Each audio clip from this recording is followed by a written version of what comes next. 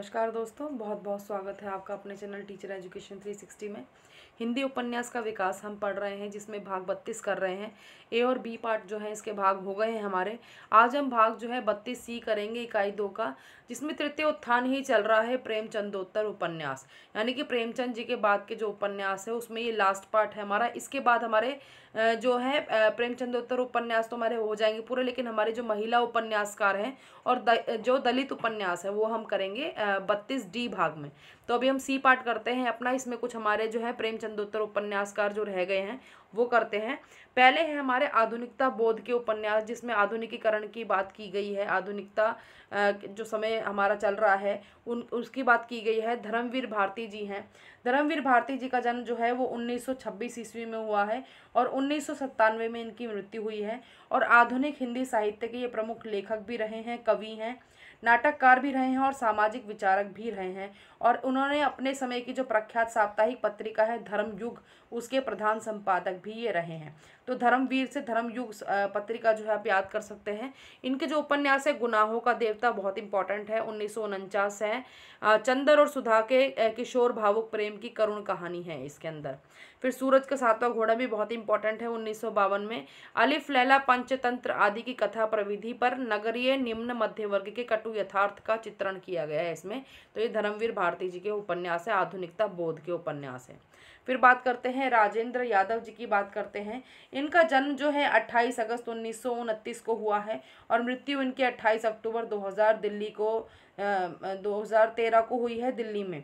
और ये हिंदी के बड़े ही सुपरिचित लेखक रहे हैं, कहानीकार हैं, उपन्यासकार हैं, साथ में आलोचक होने के साथ साथ ये हिंदी के सर्वाधिक लोकप्रिय संपादक भी रहे हैं। और नई कहानी के नाम से हिंदी साहित्य में उन्होंने एक नई विधा का सूत्रपात भी किया है इसमें। और उपन्यासकार मुंशी प्रेमचंद द्वारा जो 1930 में स्थापित साहित्यिक पत्रिका थी हंस, उसका पुनर्प्रकाशन इन्होंने जो है किया था 31 जुलाई 1986 को। और फिर यह पत्रिका जो है 1953 में बंद हो गई थी। तो इसके प्रकाशन की जो पत्रिका के प्रकाशन का दायित्व है इन्होंने स्वयं लिया और मरते दम तक इन्होंने पूरे 27 वर्ष जो है उसको निभाया। तो ये इनके बारे में कुछ बातें थी। अब इनके उपन्यास देखते हैं। इनके उपन्यास है प्रेत बोलते हैं, बहुत इंपॉर्टेंट है, 1952 में। असफल दाम्पत्य जीवन का चित्रण है इसमें, प्रेत बोलते हैं में। इसके ऊपर प्रश्न भी आ चुके हैं काफ़ी बार। उखड़े हुए लोग 1956 में। नेता भैया के रूप में राजनीतिज्ञों की असलियत का अंकन है, कुल्टा जो है 1958 में। शह और मात इसमें 1959। युवा कहानी लेखिका के प्रेम का अंकन है इसमें। 1 इंच मुस्कान भी बहुत इंपॉर्टेंट है, 1963 में। अमर रंजना और अमला के प्रेम का चित्रण है इसमें। अनदेखे अनजान पुल 1963 में। एक कुरूप लड़की की कुंठित मानसिकता तथा उसके सपनों का अंकन है इसमें।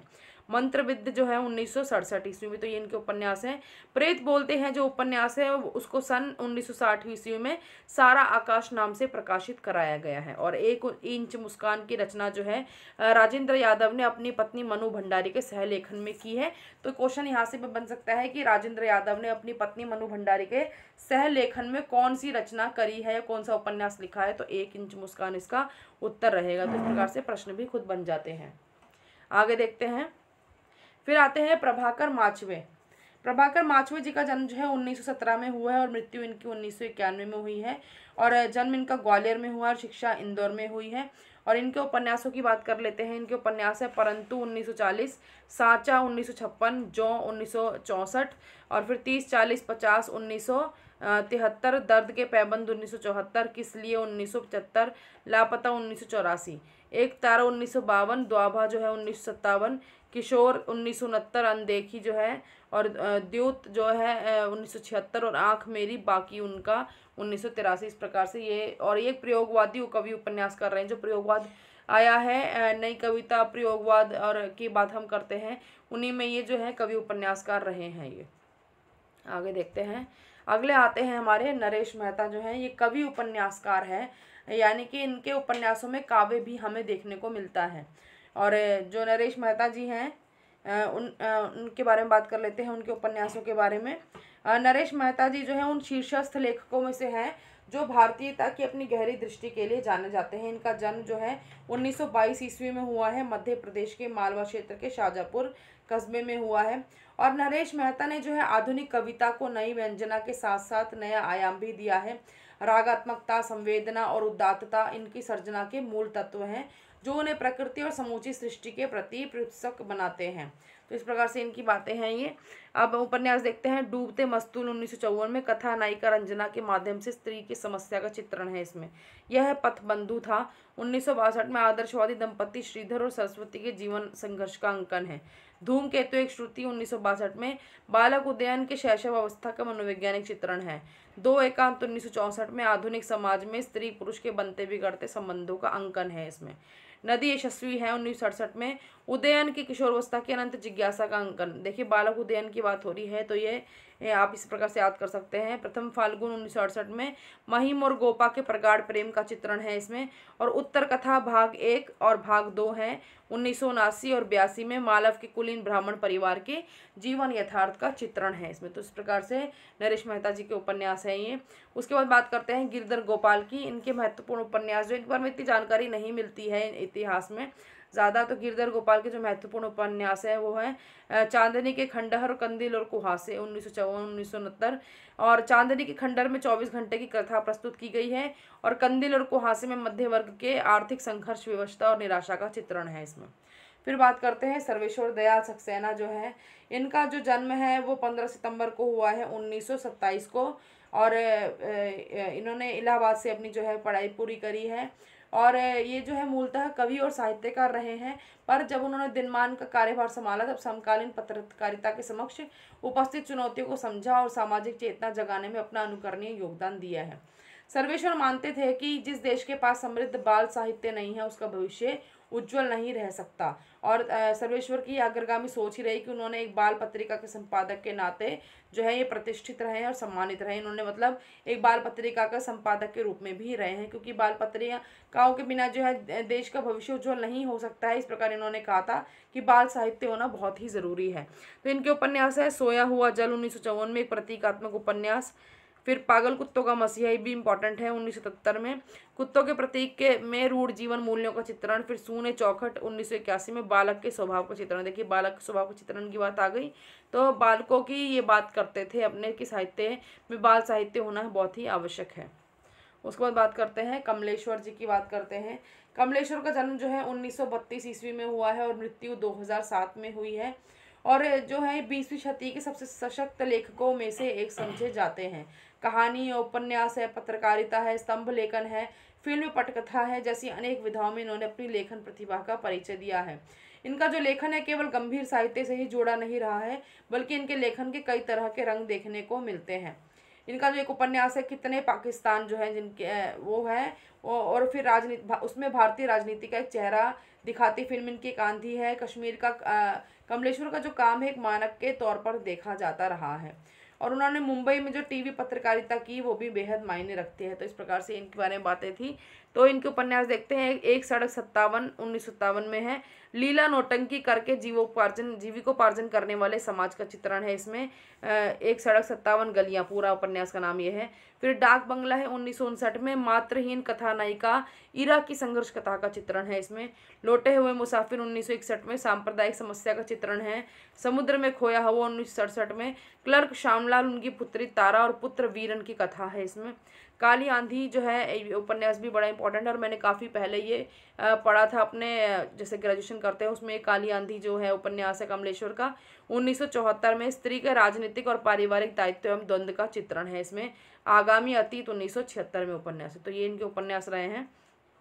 और इनके बाकी के उपन्यास जो हैं वो है तीसरा आदमी 1976 में। मध्यवर्गीय दंपत्ति के बीच तीसरे व्यक्ति के प्रवेश की कहानी। वही बात 1980 में। मध्यवर्गीय स्त्री की विसंगति एवं भटकाव का चित्रण। और सुबह दोपहर शाम 1982 में स्वतंत्रता संग्राम में क्रांतिकारी दल की भूमिका का चित्रण। रेगिस्तान 1988 में आदर्शों के टूटने का मार्मिक चित्रण। और कितने पाकिस्तान 2000 में। तो ये इंपॉर्टेंट है कितने पाकिस्तान। आगे देखते हैं। फिर आते हैं लक्ष्मीकांत वर्मा। ये भी एक कवि उपन्यासकार रहे हैं। और लक्ष्मीकांत वर्मा जो है एक ज़मीनी हकीकत से जुड़े एक हिंदी साहित्यकार रहे हैं। वे एक ऐसे सर्जक रहे हैं जिनका व्यक्तित्व तो बहुत ही बहुआयामी था।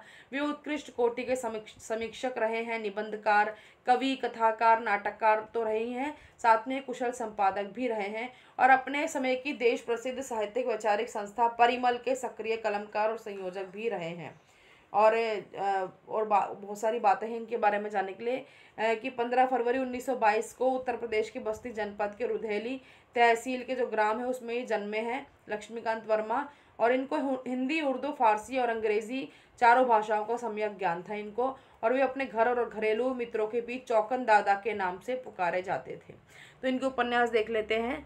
खाली कुर्सी की आत्मा 1958 समूची कथा एक खाली कुर्सी के द्वारा कही गई है। कटी हुई जिंदगी, कटा हुआ कागज 1965 में जीवन की अस्वीकृतियों, निरर्थकताओं आदि का चित्रण है इसमें। कोयला और आकृतियां 1970 में स्त्री पुरुष के यौन संबंधों का खुला चित्रण है इसमें। फिर सफ़ेद चेहरा 1971 एक रोमानी कथा है ये। टेराकोटा 1971 ये इंपॉर्टेंट है। महाभारत के आधार पर महानगरीय जीवन की यंत्रणा का अंकन है इसमें। तीसरा प्रसंग 1972 और मुंशी रायजादा, तो ये इनकी जो है रचनाएं रही हैं। उसके बाद आते हैं मोहन राकेश। मोहन राकेश जी के बारे में बात करें तो इनका जो जन्म है 1925 को हुआ है और मृत्यु इनकी 1972 को हुई है। और ये नई कहानी आंदोलन के सशक्त हस्ताक्षर रहे हैं। और इनके जो 3 उपन्यासों की रचना है जो इनके, एक तो अंधेरे बंद कमरे हैं और न आने वाला कल और अंतराल है 1961, 68 और 72 में। अंधेरे बंद कमरे में दिल्ली के अभिजाती वर्गीय हरवंश और नीलिमा के दाम्पत्य जीवन का चित्रण है। न आने वाला कल में एक पहाड़ी प्रदेश के मिशनरी स्कूल के अध्यापक का चित्रण है। और अंतराल जो है उसमें स्त्री पुरुष संबंधों की जटिलता का चित्रण किया गया है। ये कुछ वर्षों तक जो है सारिका के संपादक भी रहे हैं। पत्रिका है आषाढ़ का एक दिन, आधे अधूरे और लहरों के राजहंस के रचनाकार भी रहे हैं ये। और संगीत नाटक अकादमी से सम्मानित हैं ये। तो इस प्रकार से इनकी रचनाएं हैं। जो इनके उपन्यास 3, ये तो अंधेरे बंद कमरे, न आने वाला कल और अंतराल। इनकी बाकी जो 3 रचनाएं और हैं वो है इनका आषाढ़ का एक दिन, आधे अधूरे और लहरों के राजहंस, जो हम आगे पढ़ेंगे अपने आने वाली क्लासेस में। आगे देखते हैं। फिर आते हैं राजकमल चौधरी। राजकमल चौधरी का जो जन्म है वो 1929 में हुआ है और 1967 में इनकी मृत्यु हुई है। और ये हिंदी और मैथिली के प्रसिद्ध कवि और कहानीकार रहे हैं ये। इनके जो उपन्यास है वो है नदी बहती थी 1962 में।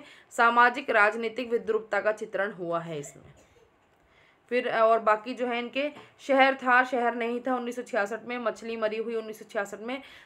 समलैंगिकतावादी स्त्रियों के व्यवहार और मानसिकता का चित्रण है इसमें। देह गाथा 1966 में। मुक्त यौनाचार का चित्रण है। 20 रानियों के बाइस्कोप 1972 में। फिल्म जगत की बदसूरत चीज़ और बदसूरत सच्चाइयों की कहानी है इसमें। तो यौनाचार की बातें जो है इसमें काफ़ी की गई हैं इनके उपन्यासों में राजकमल चौधरी जी के द्वारा। अगला जो आते हैं निर्मल वर्मा। निर्मल वर्मा जी का जन्म जो है 1929 में हुआ है और मृत्यु 2005 में हुई है। और हिंदी के आधुनिक कथाकारों में एक मूर्धन्य कथाकार और पत्रकार ये रहे हैं। साहित्य अकादमी पुरस्कार इनको मिला है। मूर्ति देवी पुरस्कार मिला है इनको। और ज्ञानपीठ पुरस्कार से भी सम्मानित हो चुके हैं।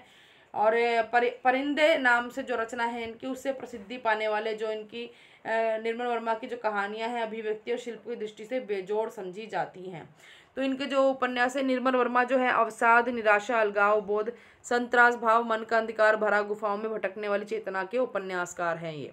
इनके जो महत्वपूर्ण उपन्यास हैं वे दिन 1964 में चेकोस्लोवाकिया की पृष्ठभूमि पर आधारित है। लाल टीन की छत 1974 में एक व्यय संधि की लड़की की मानसिकता का चित्रण है। एक चिथड़ा सुख 1979 में। विट्टी, ईश, मुन्नू आदि की अधूरी जिंदगियों की कहानी है इसमें। रात का रिपोर्टर 1989 में। आतंक का विश्वास, रहस्य और मानसिक यातना का अंकन है। और अंतिम अरण्य 2000 में रचना हुई है। इनके उपन्यासों की बारे में बात है ये। उसके बाद आते हैं दुष्यंत कुमार जो हैं अगले। ये भी कवि उपन्यासकार है। और दुष्यंत कुमार त्यागी इनका पूरा नाम है। 1933 में जन्म है इनका और 1975 में इनकी मृत्यु है। और एक ये हिंदी कवि और गज़लकार भी रहे हैं। इनका जन्म जो है वो उत्तर प्रदेश में हुआ है। और जिस समय दुष्यंत कुमार ने साहित्य की दुनिया में अपने कदम रखे हैं उस समय भोपाल के 2 प्रगतिशील शायरों ताज भोपाली और कैफ भोपाली का गज़लों की दुनिया पर राज था। उस समय की बात है ये। तो ये भी एक गज़लकार ही रहे हैं, कवि उपन्यासकार हैं। तो इनके उपन्यासों में काव्य का बहुत प्रयोग हुआ है। इनके उपन्यास है छोटे छोटे सवाल 1964 में। कॉलेज परिसर में पनपते भ्रष्टाचार एवं अनुशासनहीनता का अंकन है इसमें। आंगन में एक वृक्ष 1969 एक स्त्री का अपने सौतेले पुत्र के प्रति निश्चल प्रेम का चित्रण है इसमें। तो ये दुष्यंत कुमार जी के उपन्यास रहे। उसके बाद बात करते हैं हम गिरिराज किशोर जी की बात करते हैं। इनका जन्म जो है 8 जुलाई 1937 को हुआ है मुजफ्फरनगर में। और इनके पिता जमींदार थे और गिरिराज जी ने कम उम्र में ही घर छोड़ दिया और स्वतंत्र लेखन कार्य किया है। इनके उपन्यास जो है वो हैं लोग नाम से 1966 में। यशवंत राय के द्वंद्व, तनाव, अहंकार और संत्रास का चित्रण है इसमें। चिड़ियाघर 1968 में, रोजगार दफ्तर की जिंदगी का यथार्थ अंकन है। यात्राएं नाम से उपन्यास 1971 में, पति पत्नी के बीच की मानसिक दूरी का चित्रण। जुगलबंदी 1973 में, अंग्रेजी सत्ता का अंत और कांग्रेस के रूप में नई सत्ता वर्ग के उदय का अंकन। दो नाम का उपन्यास 1974 में, इंद्र सुने 1978 में, फैंटेसी शैली में लिखा उपन्यास यानी कि कल्पना से युक्त है ये उपन्यास। फिर दावेदार उपन्यास 1979 में, यथा प्रस्तावित 1982 में, सरकारी कर्मचारियों की क्रूरता भरे व्यवहार का चित्रण है। तीसरी सत्ता 1982 में, आधुनिक नारी के दाम्पत्य संबंध में उत्पन्न जटिलताओं का अंकन है। परिशिष्ट नाम का उपन्यास 1984 में, तकनीकी शिक्षा संस्थानों में हरिजन विरोधी वातावरण का चित्रण है इसमें। असलहा 1987 में, वर्तमान दुनिया में हथियार संग्रह की होड़ का चित्रण है। अंतर्ध्वंस 1990 में, तीसरी दुनिया के देशों की युवा प्रतिभाओं के अमानवीय शोषण का अंकन है इसमें। तो ये थे गिरिराज किशोर जी के उपन्यास। और बाकी जो बचे हैं इनके ढाई घर नाम का 1991 में, समाज मनुष्य और प्रतिष्ठानों के बदलते रिश्तों का चित्रण। और पहला गिरमिटिया, ये काफ़ी इंपॉर्टेंट है, 1999 में, महात्मा गांधी के जीवन चरित्र पर आधारित है ये। और एक आग दरिया है 2007 में, तो इसकी जरूरत नहीं याद करने की, 2000 तक ही उपन्यास हमारे पाठ्यक्रम में सम्मिलित हैं। फिर आते हैं महेंद्र भल्ला जी की तरफ, उनके उपन्यास देखते हैं। महेंद्र भल्ला जी का जन्म जो है वो 31 दिसंबर 1933 में हुआ है, पंजाब में श्री हरगोविंदपुर में। और जो है इन्होंने नौकरी छोड़कर जो है स्वतंत्र लेखन कार्य जो है शुरू किया और एक बार अपना व्यवसाय भी किया। इस प्रकार से इन्होंने कहा कि एक बार नौकरी छोड़कर स्वतंत्र लेखन शुरू किया था और एक बार अपना व्यवसाय यह सोचकर कि झट से बहुत सारा पैसा पैदा कर लूँगा और फिर आराम से बैठकर लिखूंगा, दोनों ही बार ध्वस्त करने वाली असफलता मिली, इन्होंने बारे में बताया है अपने बारे में। तो इनके उपन्यास हैं एक पति के नोट्स 1968 में, इंपॉर्टेंट है। आधुनिक दाम्पत्य जीवन की समस्या है इसमें। दूसरी तरफ उपन्यास 1967 में प्रवासी जीवन की विडंबना और संतरास का चित्रण है। उड़ने के पेशतर 1987 में, प्रवासी जीवन की विडंबना और संतरास चित्रण इसमें भी है। और दो देश और तीसरी उदासी 1997। तो इस प्रकार से महेंद्र भल्ला जी के ये उपन्यास रहे हैं। उसके बाद आते हैं रमेश चंद्र शाह, जो हैं एक प्रतिष्ठित आलोचक और उपन्यासकार रहे हैं हमारे। और इनका जो और ये हिंदी उपन्यासकार भी रहे हैं, नाटककार हैं, निबंधकार हैं और कुशल समालोचक भी रहे हैं। इनके जो उपन्यास हैं उनके बारे में देख लेते हैं। पहला है इनका गोबर गणेश उपन्यास, बहुत इंपॉर्टेंट है, 1978 में। कथानायक विनायक की आकांक्षा और सपनों के बनने टूटने का चित्रण है इसमें। किस्सा गुलाम 1986, दलित कथा नायक कुंदन की कुंठा और विद्रोह भावना का चित्रण है। फिर पूर्वा पर 1990 में, दो मित्रों के बचपन की कहानी है। आखिरी दिन 1992, नैतिक पतन अमानवीयता आदि का चित्रण है। और पुनर्वास 1995, कथानायक प्रोफेसर नाथ की ऊब का चित्रण है इसमें। तो इस प्रकार से इनके उपन्यास है रमेश चंद्र शाह जी के। फिर आते हैं विनोद कुमार शुक्ल। विनोद कुमार शुक्ल जो है उनका जो जन्म है वो 1 जनवरी 1937 में जन्मे हैं ये। और हिंदी के प्रसिद्ध कवि और उपन्यासकार रहे हैं। और इन्होंने प्राध्यापन को रोजगार के रूप में चुनकर पूरा ध्यान जो है साहित्य सृजन में अपना लगा दिया था। तो इनके उपन्यास है एक नौकर की कमीज 1979, दफ्तर के परिवेश एवं बाबुओं की बेचारगी का अंकन। खिलेगा तो देखेंगे 1996, एक अध्यापक के परिवार का अंकन। दीवार में एक खिड़की रहती थी, ये भी इंपॉर्टेंट है, 1997 में। कथानायक रघुवीर प्रसाद के जीवन का चित्रण है। हरी घास की छप्पर वाली झोपड़ी और बोना पहाड़ भी इनका एक उपन्यास रहा है। आगे देखते हैं। अब आते हैं कामतानाथ जी की तरफ। इनका जो जन्म हुआ है वो है 22 सितंबर 1935 को और मृत्यु जो है वो 25 मई 2015 को ही है। और हिंदी के लेखक रहे हैं। इन्हें उत्तर प्रदेश हिंदी संस्थान ने साहित्य भूषण पुरस्कार से भी सम्मानित किया है इन्हें। और इन्हें पहला सम्मान मध्य प्रदेश साहित्य परिषद की ओर से मुक्ति बोध पुरस्कार भी मिला है। यशपाल पुरस्कार, साहित्य भूषण और महात्मा गांधी सम्मान, काफ़ी पुरस्कार इन्हें मिले हैं कामतानाथ जी को। इनके जो उपन्यास है वो देख लेते हैं। समुद्र तट पर खुलने वाली खिड़की है 1975 में। एक और हिंदुस्तान 1977 में, जेल की जिंदगी का चित्रण है इसमें।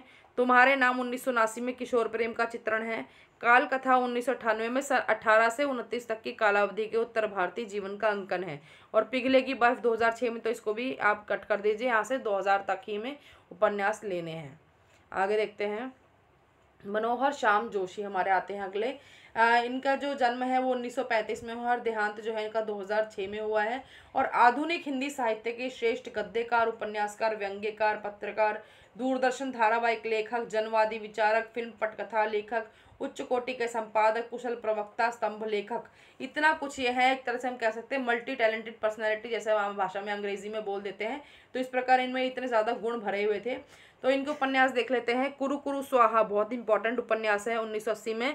बम्बई महानगर के फिल्म जगत के यथार्थ का चित्रण, और किस्सागों के रूप में ये प्रसिद्ध हैं। जैसे कि हम बता रही थी कि किसी भी हम अंग्रेजी साहित्यकार या किसी और भाषा के साहित्यकार जो बड़े फेमस प्रसिद्ध होते हैं, उनके नाम पे अपने जो है जो हमारे भारतीय लेखक होते हैं उनका हम नाम जो है रख देते हैं। फिर अगला उपन्यास है कसब क्या जाने, 1987 में एक प्रेम कथा है। हरी या हरक्यूलिस की हैरानी, 1994 में कुमायूं गढ़वाल क्षेत्र के जनजीवन का चित्रण है। टाटा प्रोफेसर, 1995 में एक स्कूल शिक्षक के व्यंग्य चित्र का अंकन है। और हमजाद, 1996 में बाजारवादी प्रवृत्ति का चित्रण है। तो ये इनके उपन्यास रहे हैं। आगे देखते हैं। फिर आते हैं प्रियमवद की तरफ। प्रियमवद का जन्म जो है 22 दिसंबर 1952 में कानपुर में हुआ है और हिंदी साहित्यकार रहे हैं। प्राचीन भारतीय इतिहास और संस्कृत में इन्होंने MA किया है इन्होंने। तो इनके उपन्यास देख लेते हैं। वे वहाँ कैद हैं, 1994 में संप्रदायवाद एवं उसके बीच पनपते फांसीवाद के भयानक चेहरे का चित्रण है इसमें। और परछाई नाच 2000 में प्रतीकात्मक उपन्यास है ये। तो ये इनके उपन्यास हैं प्रियमवद के। फिर अब आते हैं हम कुछ महत्वपूर्ण उपन्यासों की तरफ। जो ये उपन्यासकार जो हैं इनके काफ़ी सारे उपन्यास रहे हैं, लेकिन एक एक दो दो जो इम्पोर्टेंट है पेपर के लिहाज से वो मैं आपके सामने लेकर आई हूँ, ये हम देख लेते हैं। श्रीकांत वर्मा जी का जो उपन्यास है दूसरी बार, 1968 में, इसमें महानगरों में स्त्री पुरुष के बीच उभरने वाले नए संबंधों का चित्रण है यहाँ पे। फिर है मुक्ति बोध का जो उपन्यास है विपात्र नाम से, 1970 में, मध्यवर्गीय मानस की आस्था और वैचारिक ऊहापोह का चित्रण है इसमें। रविंद्र कालिया जी का खुदा सही सलामत जो है, इसके 2 भाग आए हैं, 82-84 में, भाग 1-2। इसमें नारी शोषण का चित्रण है और चुनावी राजनीति का सजीव अंकन है। दूधनाथ सिंह का आखिरी कलाम 2003 में है, बाबरी मस्जिद ध्वंस की घटना पर आधारित है। ये 2003 का है, वैसे ये हमारे 2000 तक के देखने हैं आपने, फिर भी मुझे इंपॉर्टेंट था ये पेपर के लिहाज से, तो मैंने लिख दिया यहाँ पे। गोविंद मिश्र का है उतरती हुई धूप, 1971 में, और लाल पीली जमीन, 1976 में। तो किशोरावस्था के प्रेम का चित्रण है इसमें, और बुंदेलखंड के परिवेश और जनजीवन की स्थिति का अंकन है इसमें। गोविंद मिश्र के उपन्यास है। उसके बाद है सुरेंद्र वर्मा का उपन्यास मुझे चांद चाहिए, 1993 में। वीरेंद्र जैन का सबसे बड़ा सिपहिया, 1988 में। पुलिस तंत्र के क्रूर अमानवीय पक्ष का चित्रण है इसमें। डूब नाम का उपन्यास 91 में, मध्य प्रदेश के पिछड़े पहाड़ी अंचल की पीड़ा का चित्रण है इसमें। फिर पंकज बिष्ट का लेकिन दरवाज़ा, 1982 में, दिल्ली के समकालीन लेखक समाज का दस्तावेज है इसमें। और असगर वजाहत का 7 आसमान नाम का उपन्यास 96 में, नवाब सामंतों की विलासिता का चित्रण है, इंपॉर्टेंट है काफ़ी। जगदीश चतुर्वेदी का कनॉट प्लेस भी इंपॉर्टेंट है, 2000 में उपन्यास है इनका, कनॉट प्लेस, जगदीश चतुर्वेदी। उदय प्रकाश का पीली छतरी वाली लड़की। तो इस प्रकार से ये उपन्यास जो है ये काफ़ी इंपॉर्टेंट थे। इनके एक एक दो उपन्यास ही जो इंपॉर्टेंट थे वही मैं यहाँ पे लिखे हैं। उपन्यासों की संख्या बहुत सारी है, याद करने का काम भी बहुत सारा है। लिख लिख के देखिए, बार बार लिख के देखिए। याद करने से नहीं होता, लिख के जल्दी जो है अच्छा याद हो पाता है। तो अगर आपको ये वीडियो पसंद आई हो तो लाइक ज़रूर कीजिएगा और चैनल भी सब्सक्राइब कर लीजिए। नोटिफिकेशन बेल भी ज़रूर दबाइए और साथ में आप इसी तरीके से पढ़ते रहिए, खूब अभ्यास कीजिए। लिख लिख के पढ़ने में क्या होता है, वो हमारा जो पढ़ा हुआ होता है वो तटस्थ हो जाता है, यानी कि वो हमें पक्का याद हो जाता है। और अगर आप आज कोई चीज़ पढ़ते हैं उसको 3 या 4 दिन बाद एक बार रिपीट ज़रूर कर लीजिए, क्योंकि हमारी कहते हैं ना मेमोरी लेवल होता है, जो हमारी याददाश्त होती है वो एक तरह से अभ्यास मांगती है कि हम बार बार जो है उस चीज़ को जब तक 2-3 बार जो है रिपीट ना कर ले, अभ्यास ना कर ले उसका, तो हमारे दिमाग में वो पक्की तरह से याद नहीं हो पाती है। इसलिए जैसे आज कुछ पढ़ा है तो उसको 4 दिन बाद एक बार ज़रूर दोबारा से रीड कर लीजिए, पढ़ लीजिए खाली, ताकि आपको दोबारा से आपका दिमाग जो है उसको अच्छे से याद कर सके। तो इसी तरीके से पढ़ते रहिए, खुश रहिए। धन्यवाद।